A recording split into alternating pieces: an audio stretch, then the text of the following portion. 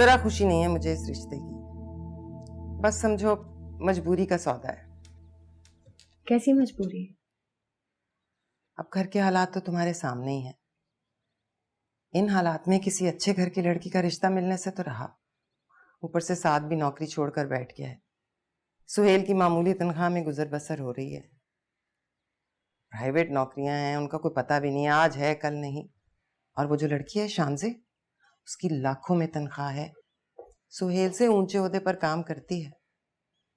यही सोच के मैंने रिश्ते पे हामी भर ली। चलो पैसे वाले बाप की बेटी ना सही, कमा कर पैसा तो लाएगी। आपको क्या लगता है हर महीने वो तनख्वाह लाके आपकी हथेली पे रखेगी? जॉब करने वाली लड़कियां बहुत तेज होती हैं, किसी खुशफहमी में मत रहिएगा।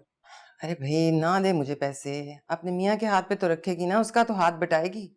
अम्मी बिल्कुल ठीक कह रही है मायरा। इस वक्त जो घर के हालात है इसमें यही रिश्ता मुनासिब था। अब देखो ना, अम्मी ने सुहेल का दिल रख लिया, उसके दिल में अम्मी की इज्जत और बढ़ गई होगी।